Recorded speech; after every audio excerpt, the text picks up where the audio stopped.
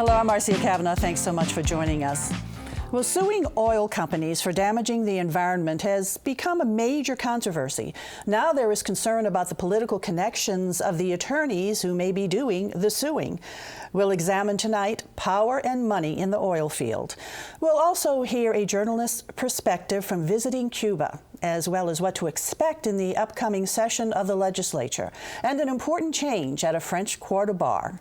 Plus, on this Good Friday in a city with a Catholic culture, we'll take a special look at religion in the era of Pope Francis. Joining us are tonight's Informed Sources. Errol, Laborde, producer of Informed Sources. Jason Berry, freelance journalist and author of the book Render Unto Rome, The Secret Life of Money in the Catholic Church. Tyler Bridges, freelance journalist. And David Hammer, investigative reporter, WWL-TV, Channel 4. We're going to go first over to Tyler because the time is getting close. The legislature is going to have to face the music. They meet a week from Monday, and they are facing a really big problem. You did a piece on this about how some of the legislators feel that they should tackle it, which is a big budget deficit. Right. I wrote a big piece for the Baton Rouge Business Review, or Business Report, and I talk about how the state is facing a $1.6 billion budget deficit. Governor Jindal likes to blame it on the oil price drop, but independent analysts really are putting the blame on the governor and legislators, and this is really a chance for state legislature, which has gone along with Governor Jindal's plans up to now, to really stand up to the plate and come up with a long-term solution. And that's a big point that you do make in the piece, and some of the legislators own up to it. It's like, it's our problem too. It ultimately is our budget. He gives it to us, but then we have to pass it. So in addressing now this big budget deficit, which really threatens in a big way higher education and health care, something's not done to fill in that deficit. What are legislators, the ones that you talk to, saying they're going to, what are they going to do to take care of this bill? Well, right now everybody's complaining about the problem, saying, oh, we can't cut the state's college and universities then anymore. We can't cut spending for the state's hospitals. But ultimately, these legislators are going to have to vote on a budget that will either have to raise taxes or make big cuts in spending, or they may just punt and just approve a short-term budget and let the next governor and legislature deal with it. Well, go ahead, Errol. So, some people might be confused about or concerned. Why is it always higher ed and hospitals that get cut? And the reason is because everything else is dedicated in the state legislature, and those are two areas that are not. So it's really a decision maker. Those are one of the few areas they can go to make cuts. Yeah, I read a poll the other day that many people in Louisiana think that most of the spending, or a lot of the spending in the state, is on welfare, and that there is certainly money on that. A lot of that's from the federal government, but that money is protected. Really, the big spending is on prisons, is on health care, is on education for both K through 12 and the higher ed. And the money, as Errol said, that's not protected and where it's facing big cuts is higher education and the state's hospitals. And the governor's got a very complicated tax plan that's caused a lot of controversy. Is to try to solve the problem. And even if his plan is approved, there still would be even deeper cuts to states' colleges, universities, and healthcare. Isn't Governor Jindal kind of tied down to this Grover Norquist pledge in terms of not raising any taxes and trying to configure things so it doesn't look like a tax increase? Yeah, no, that's a great point. Grover Norquist, for those who don't know, is a Washington lobbyist, and he asks all legislators and candidates across the country to sign the pledge. It's a pledge, he says, to the taxpayers that they will not raise a single tax. So in Governor Jindal's situation, several years ago, there was a 4-cent renewal of the cigarette tax. And Governor Jindal said, no, I'm not going to support that. That would be a tax increase, and that would violate his anti-tax pledge that he has made to Norquist's group, or at least championed by the Norquist group. And there are many people who believe that the governor has taken such a doctrinaire, straight down the line position on taxes because he is campaigning for president and really appealing to the conservative sector of the Republican Party. So the real problem isn't so much that we haven't made budget cuts, because heaven knows we have. The real problem is that we haven't raised taxes. Well, depending on your perspective, of course. If you're conservative, you might disagree with that. But Gordon Russell has done some terrific work for The Advocate, right, showing the amount of money that is being given away in various taxes, and that's a big issue that the legislature will be looking at this year. Whether the legislature will be able to muster the courage this year, an election year, is a very good question. Well, the big issue is the solar tax credit that Gordon's written about, as well as the film tax credits, and those are such big giveaways, but wouldn't ending them also kind of be a tax increase? Well, and that has raised a big question, and Grover Norquist's group has blessed the governor's plan to take away the refunds that businesses get for the inventory tax and some other taxes, whereas business says, well, wait a second, if you take away those tax breaks, that is a tax, or tax credits, tax refunds, that's a tax increase. You know, it's wonderful that all these Republicans who run against big government are now beholden to Grover Norquist in Washington, D.C., so they have to get permission from Washington in order to decide what to do with their tax policy. And that's a big criticism these days of Governor Jindal. Well, I really enjoyed a quote that you had by James Carville in your piece, and he says what, as far as what he recommends the legislature should do? That he's not so happy with all of these legislators who have approved budgets that have led to these deep cuts at LSU, particularly his alma mater, and other universities, and he says they should take the Japanese solution to those who do wrong. Or they should just step down, or he said in Japan, they'll even do something else. Thanks a lot, Tyler. Yeah. Okay, we're going to move over to David right now. In Plaquemines Parish, there's a big controversy over suits against oil companies. It's not so much about the suits themselves, but there's a controversy over the attorneys who are doing the suing. What's going on with that? Right, well, originally it's really a spin-off of the legacy lawsuit issue, which has been an issue for a while, and it's come before the legislature and attempts to change it. It's where landowners sue oil companies for long-standing damage to property, and now we're seeing it from parishes suing in the coastal zone under a Coastal Zone Act.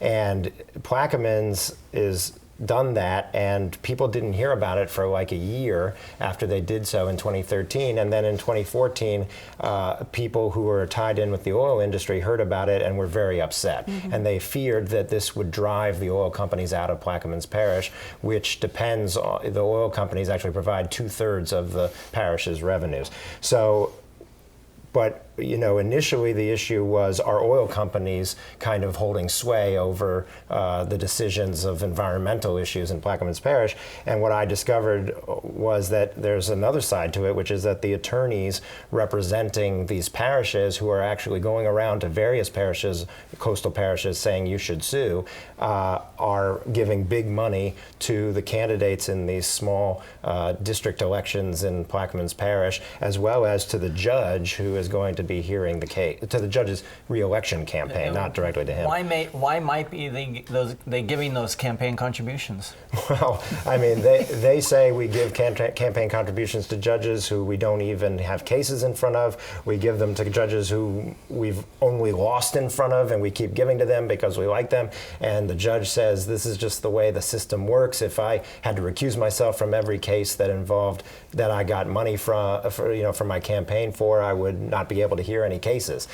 So they claim that they're not expecting anything in return, but you don't see any of these donations to these candidates before this suit was brought. So in this past election, there were a couple of council people who were replaced, who were opposed to the lawsuits, right? Correct, and people who said that, people who were opposed to the lawsuits replaced people who were in favor of the lawsuit. Yeah, and the people who were opposed went around and really drummed up a lot of support, and the people who were for it got money from the attorneys representing the parish, and some of them, when they were forced into runoffs and saw their jobs hanging in the balance, changed their vote and said, we're going to kill the lawsuit now.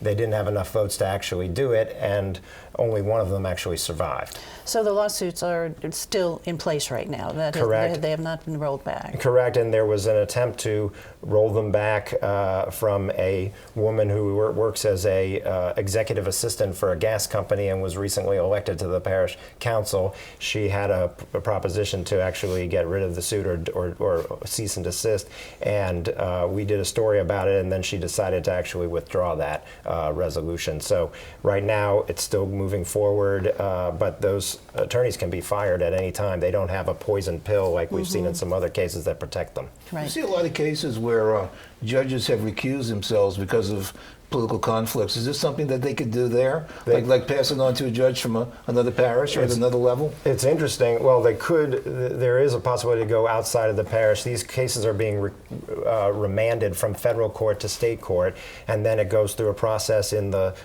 from the two judges that are state judges in Plaquemines Parish. One of them, who actually used to be the parish council, parish attorney, is recusing himself because it involves Plaquemines Parish issues. It's the other one who got the majority of the money for his campaign, and so we'll see what happens. He says he's not going to recuse himself. All of these lawsuits really sort of stem from claims of what the oil companies have done to our environment and to our coast. 5 years ago, BP oil spill, and you did a follow-up on Cat Island to that just recently. What's Cat Island looking like now? Well, it's barely there. Barely hanging on, and this was one of the symbolic images of the oil spill. It was hit directly. It's right at the mouth of Barataria Bay, so the oil hit it one of the first places, and it's this teeming rookery, beautiful, covered with mangrove trees and filled with birds, and they all got oiled during the spill, and a lot of bird deaths took place there because they were nesting, and now it's just dead stumps, and there's just two little sandbars that barely poke out above the surface of the water. It's a pretty sad sight. Has BP done anything to try to build that up? Well, it's interesting because Shell actually gave about $1 million to restore that when Plaquemines Parish asked for help from the oil companies, and they were able to raise about $3 million, but that wasn't enough to even start the project. Now, the good news is that because it is a hard bottom formation, they may be able to save it even after the water totally submerges what's left of the island. So they're hoping to get money from BP through the Natural Resources Damage Assessment, which is the fines for damage to the environment, but that could take years before they actually get that money in. So for right now, it's just barely a sandbar there. Correct. That's really heartbreaking, isn't it? That must have been a sad sight to see. It was a really sad sight, and there is one rookery kind of still hanging on from that group of islands, which was a beautiful sight, but knowing that that was what it used to be like on this little tiny speed bump is very sad. That was the island that Bienville or Iberville named Cat Island because he saw raccoons there and he thought they were cats. He'd never seen raccoons in France before. So it was really Raccoon Island, but he said, it must be cats. Now we're going way back, 5 years to 300 years. We'll take it. Way back. Thanks a lot, David. Okay, Jason. Pope Francis, he has just almost been like a rock star in some ways. Right. People have just related to him so much and are embracing him. How is he impacting the Catholic Church and just what the Catholic Church is doing for its people? Oh, he is, by any objective gauge, the most popular person in the world. He leads every opinion poll, which is rather remarkable considering not everyone believes that the Catholic Church is the most popular institution in the world. A few quick verbal snapshots. He installed showers for the homeless at St. Peter's Square and personally accompanied one group of homeless people into the Great Basilica. He has said Europe is rethinking its migration policies, for which he's glad. This is really one of the most amazing of his amazing quotes. Poverty and marginalization, even drug addiction, these are the things that move me. They come naturally, not ideologically. Because of this, I'm sometimes careless and I lose my tongue, but it doesn't matter. You know, candor like that, I mean, that's why the press, the media love this guy. This last week, however, showed him in a real struggle on one front against the advice of 1,000 people in Chile who wrote to him asking him not to.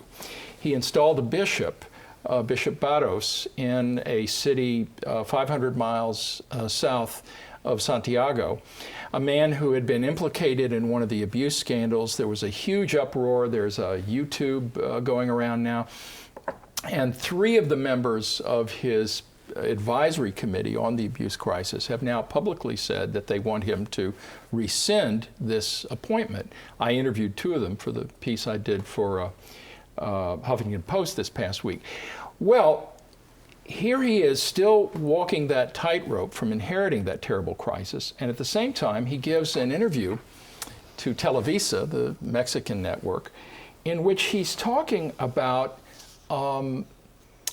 he is consistently putting a focus on migration issues, and of course he is in favor of far more liberalized policies. He's singling out the mayor of Lampedusa, a woman who is mayor of this tiny finger island off of the coast of Sicily, praising her because so many immigrants from the third world, from the Middle East, are converging there. Well, I think that interview on Mexican television was a real curtain raiser for many people in Congress who are concerned about what he's going to say when he visits the United States in September, because you can bet your back pay he is going to raise the issue of immigration when he speaks before Congress. So yeah, it's a remarkable roller coaster ride to watch. Jason, we have a big Hispanic population in New Orleans. Have you heard, what does he mean to our local population? Well, because the Latino community in this city is largely Honduranian and not, for the most part, Cuban, I think there's a general sense of contentment and praise about him. In Miami, it's very different, because the role he played, when Obama and Castro decided to, come together and eventually normalize relations, was very unpopular with many of the older Cuban Americans in the Havana area. On the other hand, all the polls indicate that the younger Cubans, those who were born in the United States, have far less of an emotional view on restoring ties to Cuba. So he is as controversial among certain segments of the Latino population as he is among conservative Catholics, some of whom are sort of bewildered by statements like the one I just read. The man that he is, and what he is to the church, what is his impact on those Catholics who perhaps have fallen away from the church? Is he bringing some back? Very good question, Marcy. The Pew Trust did their most recent survey and found a slight move, perceptible but slight, of people starting to go back to church. The real question is whether his reforms will sink in. And politically, he is in a battle with some of the more conservative cardinals and bishops. You could sort of compare it to Obama and the Republican majority in the Congress. The issues are different, but it's a similar standoff. And how old is he now? He's 78, and he has just said that he doesn't expect to live more than a few years. So all the questions are flying about whether his agenda will gather roots after he goes. But while he's here, it is a story unlike any I think anyone in the media can cover. Truly a dynamic man, Absolutely. Dynamic figure. Thank you, Jason. All right, we heard the mention of Cuba. You were there recently. You went on a trip with some other local folks to take a look at the island, but you've been there before over the past years, too. Yeah, this was my third trip to Cuba. Third trip? Well, compare it. When was the last time you went? Well, I'll say the first time I went to Cuba was in 1986. And that was the time when very few foreigners went there. I was living in Venezuela at the time. And then you felt the presence of the Soviets, who were not very popular, but they were the people that propped up the government. Then the next time I went was 20 years later in 2006. And I went there, I was a reporter with the Miami Herald, and I went there just after Fidel got sick. I went there from Lima, Peru. And it was a very uncertain time. People were very nervous. Fidel, who had been in power for so many years, Fidel Castro, what was going to happen. And this latest trip, again, I went from Lima, Peru. I met a group of 75 people from Louisiana. And this was the first big trip that went there from Louisiana after, as Jason had mentioned, that President Obama and Raul Castro in December announced an effort to reestablish diplomatic relations that were broken after the 1959 revolution, and also to try to liberalize trade. And it's so striking when you go to Havana. It's just if you spent time in New Orleans, you'll feel at home in certain ways. What they call Old Havana is a much bigger version of the French Quarter, but every single building practically needs paint. Every building needs renovation. The government is so poor They can't afford, and the government is basically owns all the buildings that government does not have the money for the upkeep. And so at the point that Cuba finally does open it up, and who knows exactly when that will be. Because it's not totally open up right now. No, it is definitely not yet opened up by a long shot. But at that point, there will be a lot of investment, billions and billions of dollars invested there. And Louisiana, New Orleans are natural partners, could be of that. Tyler, excuse me. No, go ahead. Yeah. Do you see Cuba evolving toward the kind of economic model that we see in China, which is nominally still, well, it is still a communist country in its control of the press, human rights, and so forth, and yet it's a strange fusion of capitalism market economy. It's no longer a top-down command economy. Do you think that is the direction Cuba will try to take?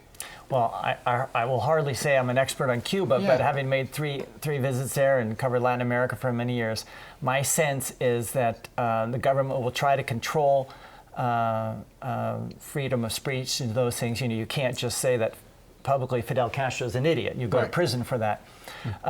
But it's much easier for China, which is this big country on its own, versus Cuba, which is within the United States sphere of influence. It's only 90 miles away from Florida. All sorts of Cuban Americans who've emigrated to the United States, to Florida, want to come back to the country and play some sort of role. My personal guess is that pressure will be too great, and there's such a desire of people there to consume, to have the things that we have in this country, to have a T-shirt, to have an iPhone now, to have internet service. I visited one home where the guy said it was a luxury to have internet service, and it was like the slowest internet you can imagine.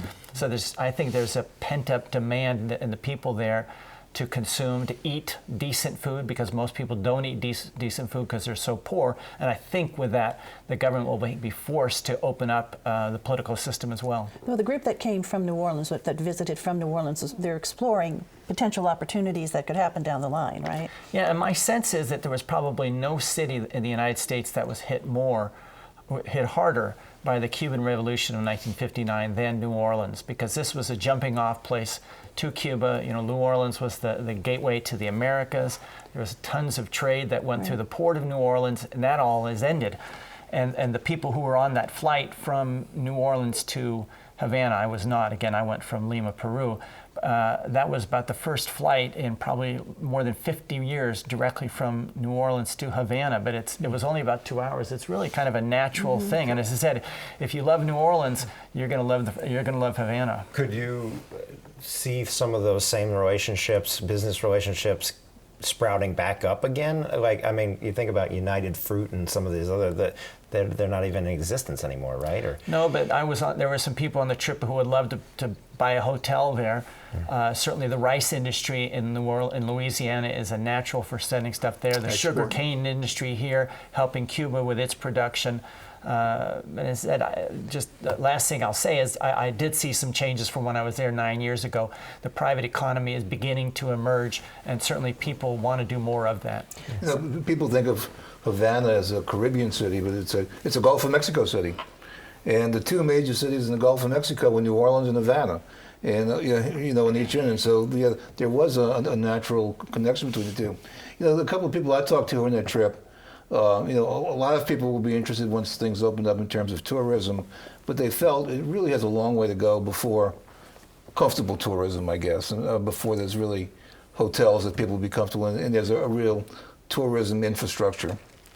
Well, and we're going to continue now with you, Errol, and thanks a lot, Tyler. But I know, Errol, you wanted to talk a bit about what's happening in our own French Quarter. Speaking of buildings in old towns, and one of the significant buildings. The Napoleon House kind of looks like it belongs in old Havana. It does. And I never thought this would be a topic on this particular program, but it was interesting in terms of it reflects what's happening. That Ralph Brennan's, who a few months ago bought Brennan's from out of nowhere, bought the Napoleon House. This one was off of everybody's radar. The bar had been in the Impostado family for 100 years. And you know, what makes it different from a lot of French Quarter bars is that this was really a locals place. It was very popular among locals. They liked the idea of going in there and having the classical music, and you know, had the house drink with the pimp's cup. It seemed in the last few years to have maybe lost a little enthusiasm, like it wasn't open on Sundays anymore. I mean, the Napoleon House, if you operated it 24 hours every day, you could be making money there 24 hours every day.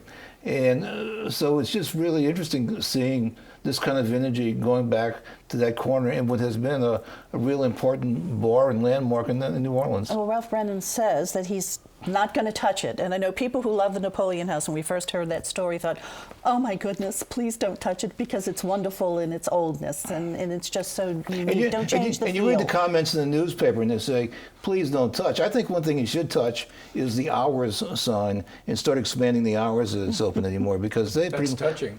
Yeah, like on Mondays, I think they close like at 5 or 6 o'clock. I mean, you don't do that for the Napoleon House. You know, I read that most of the people there who go there now are tourists, and so why has it lost its appeal to New Orleanians? Well, I just think, I don't think it's lost its appeal. I just think there's a lot more tourists in there. Okay. But it was always really popular because of the courthouse right across the street. And I don't know, but I suspect it gets a lot of that popularity. But I think among locals, the Napoleon House, there's so many bars in the quarter that the Napoleon House is one that locals know about and go to. It was certainly popular with WDSU, I can say, for many years ago. Of course, DSU's not there, but that was our watering hole all those many years ago. Anyway, we love the Napoleon Pim's House. Cup? Pim's Cup and more. Okay, time to look ahead. Errol. Well, April stands to be a big month in sports. Towards the end of the month, we have the Zurich Classic, which kind of gets overshadowed by the Jazz Fest with a very important golf tournament. And then April 9th, the Zephyrs begin. And then if we're lucky, we may be having NBA playoffs during this month. And so it should be a big time. All right, Errol, thanks. Jason. There is a new magnum opus by Irvin Mayfield. It is a book with 7 CDs. And it comes out just as the jazz market is opening on O.C. Haley and MLK. Irvin is a mover and a shaker of the first rank, and this is quite a lovely package. It does look lovely. Thanks a lot, Jason. Tyler. Yeah, the legislative session starts up April 13th. I would encourage people to get up to speed on it. The legislative website is terrific. I will actually be covering the legislative session for The Advocate. It's a 2-month gig, so hopefully I'll be finding out some interesting stuff for readers. All right, Tyler, thanks. David.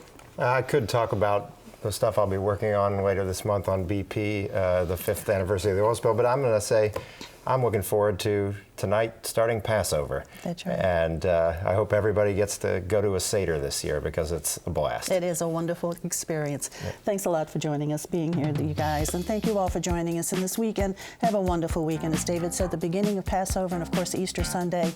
And we want to see you guys next week for Informed Sources. Have a good evening.